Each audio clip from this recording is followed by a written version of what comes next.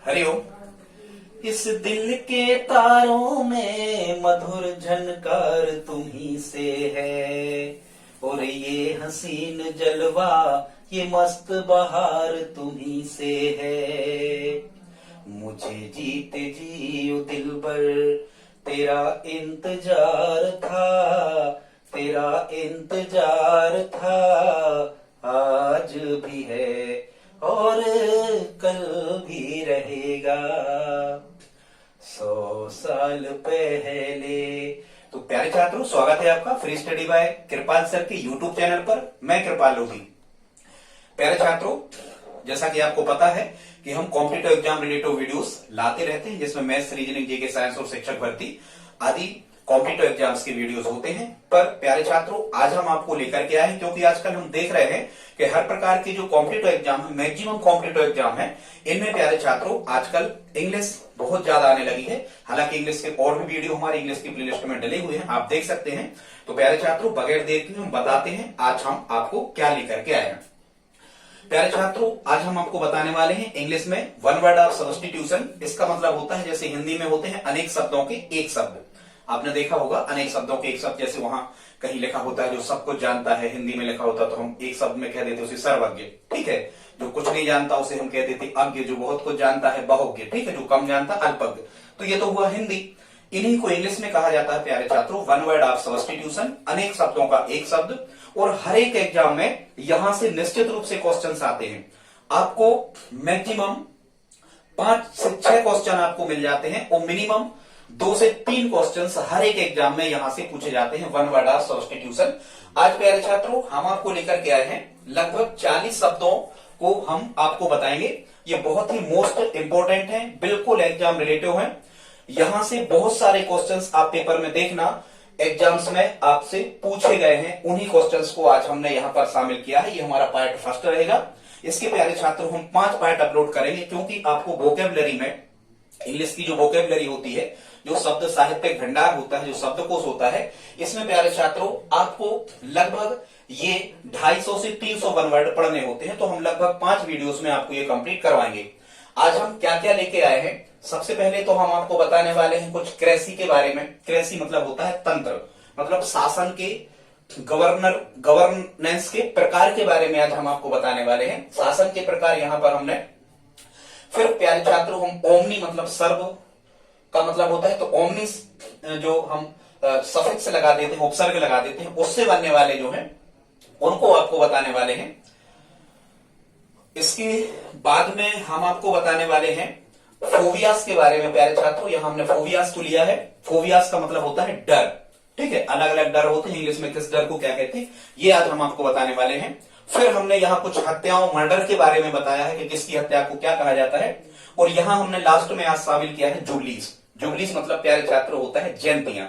कितने वर्ष में कौन सी जयंती मनाई जाती है। जब हम कोई भी फंक्शन सेलिब्रेट करते हैं, तो अब वो फंक्शन हम कितने साल में सेलिब्रेट कर रहे हैं, तो कितने साल के टाइम पीरियड को क्या कहा जाता है, आज हम आपको इतना टॉपिक कुछ बताने वाले हैं। 40 वन वर्ड। प्यारे छात्रों पहली बार आए हैं तो प्लीज हमारे चैनल को सब्सक्राइब करें। हाथ जोड़कर विनम्र निवेदन है, प्रार्थना है, लाइक करें। कर लिया है तो धन्यवाद, नहीं भी किया है तब भी धन्यवाद। तो बगैर देर की आइए प्रारंभ करते हैं। सबसे पहले अब आपको यहां से क्वेश्चन कैसे आते हैं, जैसा हम आपको बता रहे हैं, या तो ये रिक्त स्थान के बेस्ड पे आते हैं या सीधे सीधे वन वर्ड में आ जाते हैं, ठीक है। या तो आपसे ब्लैंक में आएंगे, मतलब ये सेंटेंस वो पूरा लिख देंगे और यहां पर ब्लैंक छोड़ देंगे, रिक्त स्थान छोड़ देंगे, या सीधा सीधा लिखते हैं, कहेंगे क्वेश्चन आपको ऐसा आएगा। और इसका रिवर्स भी आएगा, जैसे क्वेश्चन आएगा a government by the people. अब इस टाइप से आपको क्वेश्चन पूछा गया है, मतलब वो हिंदी में कह रहे हैं कि जनता की सरकार को क्या कहा जाता है, या जनता के शासन को क्या कहा जाता है। प्यारे छात्रों एक चीज और ध्यान रखना, आप सेंटेंस पढ़ के अर्थ कुछ निकालना या नहीं निकालो तो आप प्रयास करना। इनकी हम प्रोनाउंसिएशन, इनका उच्चारण बोलेंगे, वो आप चाहें तो लिख सकते हैं। इनको हिंदी में किसे क्या कहते हैं ये हम आपको बताएंगे, यहां हमने लिखा नहीं है, तो आप पेन कॉपी उठा करके बैठ जाएं और इसको तैयार कर लें। हम लगभग 100 वीडियोस इंग्लिश के आपको YouTube के माध्यम से लाएंगे, आप डेली उनको देख सकते हैं और हमें कमेंट भी आप कर सकते हैं और हमसे आप क्या चाहते हैं। तो प्यारे छात्रों या तो ये आएगा a government by the people, तो आपको डेमोक्रेसी कहना है, या फिर वहां लिखा आएगा डेमोक्रेसी मीन्स, मतलब डेमोक्रेसी का मतलब है। तो डेमोक्रेसी का मतलब है, वहां लिखाएगा इंग्लिश में आपको क्वेश्चन में, डेमोक्रेसी मीन्स, तो आपको ये ऑप्शन लगाना है, a government by the people. समझ रहे? दो प्रकार से क्वेश्चन आपको आ सकते हैं। तो अब हम प्रारंभ करते हैं। फर्स्ट क्वेश्चन है, फर्स्ट वन वर्ड है a government by the people. कहने का मतलब प्यारे छात्रों ये हुआ कि पीपल मतलब क्या होता है, जनता। जनता की सरकार को क्या कहा जाता है, तो जैसा कि आप जानते हो डेमोक्रेसी कहा जाता है। और प्यारे छात्रों डेमोक्रेसी मतलब क्या होता है, आप जानते होंगे, प्रजातंत्र। क्या होता है?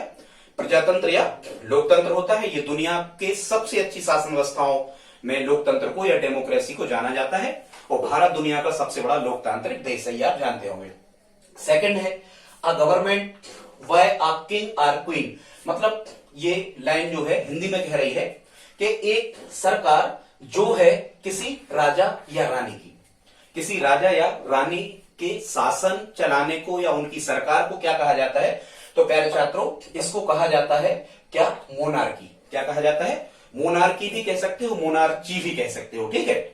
इसको कहा जाता है मोनार्की। और प्यारे छात्रों मोनार्की को एक शब्द और कहा जाता है ऑटोक्रेसी। क्या कहा जाता है? एक शब्द और कहा जाता है मोनार्की को, ऑटोक्रेसी। और प्यारे छात्रों ऑटोक्रेसी का मतलब होता है राजा का तंत्र या राजतंत्र। और आप जानते होंगे राजतंत्र में क्या होता है, राजा का लड़का वंशानुगत राजा होता है, चाहे वो योग्य हो चाहे अयोग्य हो। इसको मोनार्की कहा जाता है या फिर इसे ऑटोक्रेसी कहते हैं। दो शब्द आपको आ सकते हैं। आगे देखते हैं 3 नंबर पे प्यारे छात्रों, ये हमने डैश डैश करके छोड़ा है, ये लिखा होगा वहां, a government by the officials. ठीक है, मतलब कह रहे हैं ऑफिशियल्स मतलब सरकार जो है, ये बाबुओं की सरकार को क्या कहा जाता है। हालांकि ये लाल फीता शाही टाइप की सरकार कहलाती है, जिसमें जो क्लर्क होते हैं, क्या होते हैं क्लर्क, मतलब बाबुओं के तंत्र को क्या कहा जाता है, नौकरशाही तंत्र कहा जाता है। और नौकरशाही तंत्र को प्यारे छात्रों इंग्लिश में कहते हैं ब्यूरोक्रेसी। क्या कहते हैं? ब्यूरोक्रेसी। ठीक है, जैसे नौकरियों के बारे में ब्यूरो वाले मतलब न्यूज वाले कोई भी खबर लगाते रहते हैं, तो अपन कह सकते हैं आ गवर्नमेंट बाय द ऑफिशियल्स, मतलब बाबुओं के शासन को क्या कहा जाता है, तो ब्यूरोक्रेसी कहा जाता है, नौकरशाही इसको हिंदी में कहते हैं। 4 नंबर पर देखते हैं आ गवर्नमेंट बाय द रिच, मतलब धनिकों का शासन, धनी व्यक्तियों के शासन को क्या कहा जाता है, तो प्यारे छात्रों आ गवर्नमेंट बाय द रिच, धनिक व्यक्तियों के शासन को कहा जाता है प्लूटोक्रेसी। क्या कहा जाता है? प्लूटोक्रेसी। और यहाँ प्लूटोक्रेसी का मतलब होता है धनिक तंत्र। क्या होता है? हिंदी में से क्या कहते हैं प्यारे छात्रों? धनिक तंत्र, प्लूटोक्रेसी। वैसे ही आप दिमाग लगाओ, प्लूटो ग्रह पे कौन जाएगा, तो भाई यान वगैरह से आप जाओगे तो जिसके पास ज्यादा पैसा होगा वो प्लूटो ग्रह पे जाएगा, धनी व्यक्ति जाएंगे प्लूटो ग्रह पे। तो ऐसे आपको याद हो जाएगा प्लूटोक्रेसी मतलब क्या हुआ, धनिक तंत्र। 5 नंबर पर देखते हैं, कह रहे हैं आ government by the few. Few का मतलब होता है आ फ्यू, द फ्यू, आपने सुना होगा। आ फ्यू का मतलब होता है प्यारे छात्रों बहुत कम। ठीक है, आ फ्यू मतलब बहुत कम, थोड़े से, ठीक है, संख्या में। तो द फ्यू का मतलब होता है कि बहुत ही कम व्यक्तियों का शासन। तो कम व्यक्तियों के शासन को क्या कहा जाता है, इसको कहा जाता है प्यारे छात्रों ओलिगार्की। और ओलिगार्की का मतलब क्या होता है, ओलिगार्की का मतलब होता है कुलीन तंत्र। क्या होता है? कुलीन तंत्र, क्योंकि कुलीन व्यक्ति जो होते हैं जिसने उच्च कुल में जन्म लिया है उसको कुलीन कहते हैं हिंदी में। और ओलिगार्की का मतलब क्या होता है प्यारे छात्रों, कुलीन तंत्र, मतलब कुलीन व्यक्तियों का शासन, उच्च कुल वाले व्यक्तियों के शासन को क्या कहा जाता है, ओलिगार्की। और एक शब्द आप यहां देख रहे हो ऑयल वगैरह लिखा है, तो कई कई प्रकार के ऑयल कौन उपयोग करता होगा, कई कई प्रकार के तेलों का उपयोग कौन करता होगा, जो कुलीन है। ठीक है, ऐसे करके आप याद रख सकते हो। 6वां है प्यारे छात्रों, कह रहे हैं आ गवर्नमेंट बाय द नोबल्स। इसका मतलब भी वही है, नोबल्स मतलब भी होता है कुलीन, ये भी कुलीन तंत्र ही कहलाता है, एरिस्टोक्रेसी। क्या कहलाता है? एरिस्टोक्रेसी को भी कुलीन तंत्र ही कहा जाता है। ये बदल बदल के ऑप्शन आते रहते हैं, ऑप्शन के आधार पर आप तय कर सकते हैं। एरिस्टोक्रेसी, अब आपको ऐसा लग रहा है कि ये एयर शब्द जैसे लिखा है, तो भाई वायुयान में या एयर में, हवा में कौन उड़ेगा, जो कुलीन होगा। ऐसे करके आपको याद होगा एरिस्टोक्रेसी कहते हैं किसके शासन को, नोबल्स या कुलीन व्यक्तियों के शासन को। 7 नंबर पर देखते हैं, यहां पर है rules by the mob. Mob माने प्यारे छात्रों क्या होता है, मॉब का मतलब होता है भीड़। मॉब माने क्या होता है, भीड़। तो यहां कह रहे हैं रूल बाय द मॉब, मतलब भीड़ का शासन। क्या? भीड़ का शासन। तो प्यारे छात्रों भीड़ के शासन को कहा जाता है मोबोक्रेसी। ये तो मोब से ही मोबोक्रेसी बना। अच्छा, एक चीज और ध्यान रखना, ये जितने भी वन वर्ड हमने यहां पर लिखे हुए हैं, यही सभी के सभी वन वर्ड आपको इंग्लिश मिस्टेक में याद करना है। काय में? इंग्लिश मिस्टेक नहीं, स्पेल मिस्टेक। स्पेल मिस्टेक के भी आपको 3 से 4 या 3 से 5 क्वेश्चन हर एग्जाम में पूछे जाते हैं। तो इन कठिन शब्दों को आप लिख लें, इनकी स्पेलिंग को आप रट लें या याद कर लें, तैयार जैसे भी आप कर सकते हैं, इन सबको तैयार कर लें। ये आपको स्पेल मिस्टेक का जो टॉपिक होता है इंग्लिश कॉम्पिटिटिव एग्जाम में, जो इंग्लिश आती है उसमें जो स्पेल मिस्टेक का एक टॉपिक होता है, उसमें आपको ये सब मदद करने वाले ही, अपने आप आपकी स्पेल मिस्टेक तैयार हो जाएगी। ठीक है, इनकी सही स्पेलिंग आप याद करते जाएं। तो ये मोबोक्रेसी हो गया, भीड़ तंत्र। 8 नंबर पे कह रहे हैं the absence of law and order, मतलब ऑर्डर। कह रहे हैं एब्सेंस मतलब अनुपस्थित रहता है, जहां नियम और कानून अनुपस्थित रहते हैं या जहां नियम और कानून नहीं होते हैं, उस शासन को क्या कहा जाता है। ठीक है, गवर्नमेंट वायदा ऐसा वो लिख देंगे। तो इसको प्यारे छात्रों क्या कहा जाता है? एनार्की। क्या कहा जाता है? एनार्की या एनार्ची भी आप कह सकते हो, प्रोनाउंसिएशन दोनों चलते हैं उसमें। ठीक है, एनार्ची कहा जाता है। और आपको पता होगा ये क्या कहलाता है? ये अराजक तंत्र कहलाता है। इसको हिंदी में कहते हैं एनार्की को अराजक तंत्र। ठीक है, मतलब जब अराजकता फैल जाती है, मतलब लॉ एंड ऑर्डर जो होता है, नियम और कानून को लोग मानते ही नहीं है, उस प्रकार के शासन को एनार्की कहा जाता है। ठीक है, यहां लिखा है एना, एना करके आप याद रख सकते हो कि आपका एना रखा हुआ है और कोई लात उसमें मारते हुए फोड़ते हुए एना को निकल गया, मतलब अराजकता फैल गई। ठीक है, 9 नंबर पे है one who is all powerful. यहां प्यारे छात्रों हमने ओमनी के 3 शब्द जो आपको एग्जाम में पूछे जाते हैं उनके बारे में आपको बताया है। यहां ओमनी का मतलब होता है सर्व, सभी जगह। ठीक है, ओमनी का मतलब क्या होता है? सर्व, सभी जगह। तो सबसे पहले आपको इन वन वर्ड में क्या करना होता है, जब तक आप इनकी हिंदी नहीं समझोगे, हिंदी आपको इनकी नहीं बनेगी, तब तक आप वो वन वर्ड याद होने वाले नहीं है। इसीलिए हम हिंदी भी बता रहे हैं, आप चाहें तो लिखते जाए। 9 नंबर पे है one who is all powerful, वह एक जो सर्वशक्तिशाली है। ऑल पावरफुल, सर्वशक्तिशाली है प्यारे छात्रों, उसे कहा जाता है ओमनीपोटेंट। क्या कहा जाता है? ओमनीपोटेंट मतलब सर्वशक्तिशाली। ओमनीपोटेंट मीन्स सर्वशक्तिशाली। 10 नंबर पे है one who is present everywhere. Present मतलब उपस्थित है, एवरीवेयर मतलब हर जगह। वह एक व्यक्ति जो सभी जगह पर उपस्थित है, उसे क्या कहा जाता है? तो उसे कहते हैं ओमनी प्रेजेंट। ओमनी प्रेजेंट मतलब होता है सर्वव्यापक या सर्वव्यापी, जो सभी जगह व्याप्त है, सभी जगह उपस्थित है, उसको क्या कहते हैं? सर्वव्यापक या सर्वव्यापी। इंग्लिश में ओमनी प्रेजेंट से कहा जाता है। 11 नंबर पे है one who knows everything. Knows मतलब होता है जानना, नो माने जानना। वह एक जो एवरीथिंग सब कुछ जानता है, उसे कहते हैं ओमनिसिएंट। क्या कहते हैं? ओमनिसिएंट। और ओमनिसिएंट का मतलब होता है सर्वज्ञ। क्या होता है? सर्वज्ञ, जो सब कुछ जानता है। ठीक है, वन हु नोज एवरीथिंग उसे क्या कहा जाता है? ओमनिसिएंट मतलब सर्वज्ञ। 12 नंबर पे, यहां से प्यारे छात्रों 12 नंबर से हमने आपको बताया है कुछ फियर। क्या बताया है? कुछ फियर के बारे में। और यहां पर फियर शब्द लिखा हुआ है, यदि आप नहीं जानते तो आज सुन लें। फियर का मतलब होता है भय, या फियर का मतलब होता है डर। भय या डर कहते हैं फियर को। ठीक है, तो ये हमने आपको क्या बताया? ये शासन के प्रकार बताए। अब हम आपको क्या बताने वाले हैं? भय या डर के बारे में। ठीक, देखते हैं। 12 नंबर से कह रहे हैं द फियर ऑफ फ्लाइंग। ठीक है प्यारे छात्रों, फ्लाइंग मतलब होता है उड़ना। क्या होता है? उड़ना। क्योंकि देखो बहुत सारे व्यक्ति पाए जाते हैं जो साइकोलॉजिकल रूप से, जिनको साइकोलॉजिकल डिसीजेस होती हैं, जिनको मनोवैज्ञानिक बीमारियां होती हैं। क्योंकि संसार में हर एक व्यक्ति ऐसा है जिसको कोई ना कोई बीमारी है। यदि वो फिजिकली रूप से फिट है, मतलब उसको शारीरिक बीमारी किसी प्रकार की नहीं है, तो ऐसा निश्चित रूप से होता है कि उसे साइकोलॉजिकल मतलब मनोवैज्ञानिक बीमारियां रहती हैं, जिनको हम फोबियास कहते हैं। कई प्रकार की होती हैं, और भी फोबियास होते हैं, लेकिन जो एग्जाम रिलेटेड है वो हम आपको आज बताने वाले हैं। आप देखें प्यारे छात्रों, यहां तक यदि देखा तो प्लीज आप लाइक कर दें। ठीक है, आगे बढ़ते हैं। धन्यवाद। कह रहे हैं द फियर ऑफ फ्लाइंग मतलब उड़ने का डर। तो उड़ने के डर को कहते हैं हम एयरोफोबिया। किसी व्यक्ति को वायुयान वगैरह या हेलीकॉप्टर बैठने से डर लगता है, या हवा से डर लगता है, तो हवा से डर को कहते हैं एयरोफोबिया। अब यहां पर आप फ्लाई कहां करते हो? उड़ते कहां हो? एयर में। तो यहां एयरोफोबिया लिखा होगा तो समझ जाओगे, हवा से डर या उड़ने से डर। 13 नंबर पे है the fear of germ. Germ माने क्या होता है? कीटाणु। कुछ लोगों को कीटाणु से डर लगता है, कॉकरोच वगैरह आ जाता है या छोटे छोटे जीव, तो कुछ लोगों को कीटाणुओं से डर लगता है। जर्म माने होता है कीटाणु, तो द फियर ऑफ जर्म, कीटाणुओं से डर को कहा जाता है प्यारे छात्रों माइसोफोबिया। क्या कहा जाता है? माइसोफोबिया। कहते हैं मेरे सू में कीटाणु भर गए, माइसोफोबिया, मेरे सू में माइसोफोबिया, ऐसे करके आप याद रख सकते हो। 14 नंबर पे है the fear of small spaces like elevators, small rooms and other enclosed spaces. मतलब कह रहे हैं the fear of small spaces, मतलब एक डर जो स्मॉल स्पेसेस छोटे स्थानों से लगता है, लाइक जैसे एलिवेटर्स, मतलब कोई जीना, या एलिवेटर्स को हम लिफ्ट कहते हैं, जैसे लिफ्ट में, या स्मॉल रूम्स मतलब छोटे कमरों में, एंड अदर एनक्लोज और अन्य संलग्न स्थानों से यदि किसी को डर लगता है तो इस डर को प्यारे छात्रों क्या कहा जाता है? क्लास्ट्रोफोबिया। क्या कहा जाता है? क्लास्ट्रोफोबिया। याद रखना क्लास्ट्रोफोबिया। आप कैसे याद रख सकते हो?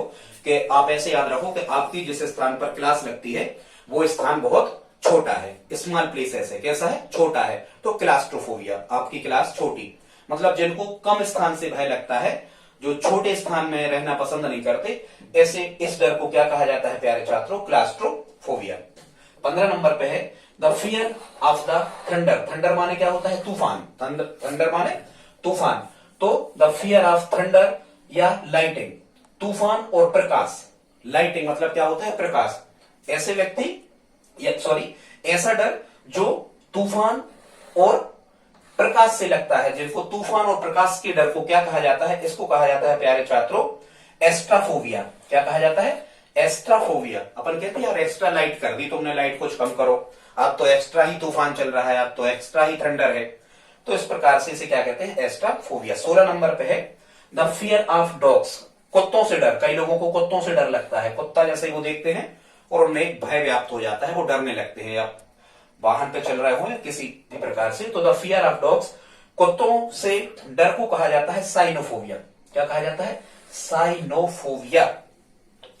किसी कुत्ता का नाम है साई, ठीक है, हो सकता साई, ऐसे करके आप कर सकते हैं साइनोफोबिया।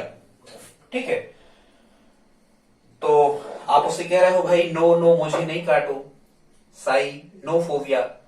ठीक है, तो आप समझ जाओगे ये डर क्या कहलाता है? साइनोफोबिया, कुत्तों से डर। 17 नंबर पे है द फियर ऑफ ओपन और क्राउडेड स्पेस। मतलब एक डर जो खुले स्थानों से लगता है और भीड़ भाड़ वाले स्थानों से लगता है। खुले स्थान और भीड़ भाड़ वाले स्थानों के डर को क्या कहा जाता है? उसे कहा जाता है प्यारे छात्रों अगोराफोबिया। क्या कहा जाता है? अगोराफोबिया। आप ऐसे इसको याद कर सकते हो अगोराफोबिया कि आप अकेले हो। कैसे हो? आप अकेले हो, लेकिन बहुत ज्यादा भीड़ भाड़ है और आप अकेले हो, तो आप क्या कहोगे? अगोराफोबिया। अकेले हैं हम, अगोराफोबिया, अकेले हैं हम। कहां हैं अकेले? भीड़ में। क्राउड माने क्या होता है? भीड़। तो द फियर ऑफ ओपन और क्राउडेड स्पेस, अगोराफोबिया। ठीक, अब देखते हैं 18 नंबर पे। 18 नंबर पे है द फियर ऑफ हाइट। कुछ व्यक्तियों को ऊंचाई से डर लगता है, जैसे वो किसी बड़े ऊंचे स्थान पे जाते हैं, किसी बिल्डिंग में या किसी स्थान पे, जब वो नीचे देखते हैं तो उनको डर लगने लगता है, तो ऊंचाई से डर को कहा जाता है एक्रोफोबिया। ऊंचाई से डर, एक्रो, क्रो माने कौआ, कौआ और हंस में ऊंचाई को लेकर के कहानी है, कौन ज्यादा ऊंचा हो सकता है, तो एक्रोफोबिया। क्रो माने कौआ, ऊंचाई से डर, कौआ ऊंचाई पर होता है, ऐसे करके आप इसको याद रख सकते हो। 19 नंबर पे है द फियर ऑफ स्नेक्स। आप स्नेक्स मतलब जानते हो? स्नेक्स मतलब होता है सांप। कुछ लोगों को सांपों से डर लगता है ज्यादा। ठीक है, सांपों से डर लगता है, द फियर ऑफ स्नेक्स, सांपों से डर को कहा जाता है ओफिडियोफोबिया। क्या कहा जाता है? आप लिखते जाए प्रोनाउंसिएशन, ओफिडियोफोबिया। ओफिडियो ऐसे याद रख लो आप, तो कि मान के चलो ओफिडियो नाम का कोई सांप है, प्रजाति हालांकि नहीं होती, तो ओफिडियोफोबिया लेके कहा जाता है। ठीक है, 20 नंबर पे है द फियर ऑफ स्पाइडर्स। कुछ लोगों को मकड़ियों से डर लगता है। कैसे डर लगता है? Fear spiders. स्पाइडर मतलब क्या होता है? मकड़ी। कुछ लोगों को मकड़ियों से डर लगता है, तो मकड़ियों से डरने को क्या कहा जाता है? इसको कहा जाता है प्यारे छात्रों आर्चनोफोबिया। क्या कहा जाता है? आर्चनोफोबिया। माने ऐसे याद रखना कि अर्चना नाम की कोई लड़की है और उसके यहाँ बहुत ज्यादा मकड़ी है, तो अर्चिनोफोबिया ऐसे याद रख सकते हो। 21 नंबर पे फिर यहां से प्यारे छात्रों अब हम किलिंग के बारे में बताने वाले हैं। यहां से भी क्वेश्चन आते हैं कि किस प्रकार की किलिंग को क्या कहा जाता है, ठीक है, वन वर्ड में। तो देखते हैं। एक और यहां पर हम आपको नहीं बता पाए, एक होता है the fear of water. Fear of water माने प्यारे छात्रों होता है पानी से डर। फियर ऑफ वाटर, पानी से डर। और आपको पता होगा जब आप डिसीजेस पढ़ते हैं साइंस में, तो ये हाइड्रोफोबिया कहलाता है। पानी से डर को क्या कहा जाता है? हाइड्रोफोबिया। रेबीज के कारण होता है। और जो हाइड्रोफोबिया है, जिसको हिंदी में जलांतक भी कहा जाता है, यदि किसी को पागल कुत्ता या पागल बंदर या बिल्ली ये काट लेते हैं तो रेबीज वायरस उनके शरीर में चला जाता है और ऐसे व्यक्तियों को पानी से डर लगता है, पानी गले के नीचे उनका नहीं उतरता। तो the fear of water, hydrophobia मतलब जलांतक कहते हैं। हमने नहीं लिखा था, बता दिया। अब हम कुछ किलिंग्स के बारे में बताने वाले हैं, इनको समझ लेते हैं।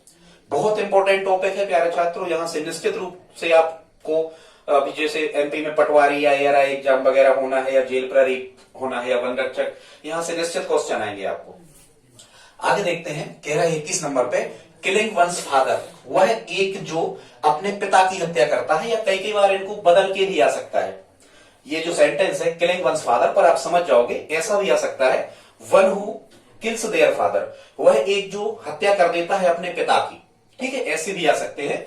तो किलिंग वंस फादर जैसे अपन हिंदी में कहते हैं वह जो या वह व्यक्ति जिसने अपने पिता की हत्या की है, तो हम कहते हैं पितृहंता। क्या कहते हैं? पितृहंता। तो पितृहंता को इंग्लिश में कहा जाता है पैट्रिसाइड। क्या कहा जाता है? पैट्रिसाइड, ठीक है। यहां साइड जो है, साइड शब्द ये प्रत्यय यहां पर लगा हुआ है, सफिक्स कहलाते हैं, परफिक्स उपसर्ग कहलाते हैं, कहीं बताया होगा हमने, ठीक है। आगे देखते हैं। 22 नंबर पे है किलिंग वंस मदर, अपनी मां की हत्या करना। इसको मैट्रिसाइड कहा जाता है, मतलब मातृ हत्या, मैट्रिसाइड। तो ये तो याद ही हो जाएंगे, पैट्रिसाइड पिता, पावर्ण है, यहां मैट्रिसाइड माता, मां वर्ण है, ठीक है। 23 नंबर पे है किलिंग वंस ब्रदर, भ्रात हत्या को क्या कहा जाता है? तो किलिंग्स वन ब्रदर, अपने भाई की हत्या करना, ये कहलाता है प्यारे छात्रों फ्रैट्रिसाइड। क्या कहलाता है? फ्रैट्रिसाइड। किसी ने अपने भाई को फाड़ दिया, फ्रैट्रिसाइड, ठीक है। और जो भाई लोग होते हैं वो फाड़ ही देते हैं किसी व्यक्ति को, फ्रैट्रिसाइड। 24 नंबर पे है किलिंग वंस सिस्टर, अपनी बहन की हत्या करना, इसको सोरोरिसाइड कहते हैं। क्या कहते हैं? सोरोरिसाइड। पहले बहन की हत्या कर दी और बाद में कह रहे सॉरी बहन, ठीक है, इस टाइप से सोरोरिसाइड कहते हैं किस व्यक्ति को जो अपनी बहन की हत्या करता है। 25 नंबर पे है किलिंग वंस वाइफ, अपनी पत्नी की हत्या करना, ठीक है। पत्नी हंता जो होता है, अपनी पत्नी की हत्या करने वाला, उसे कहा जाता है अबजोरिसाइड। क्या कहा जाता है?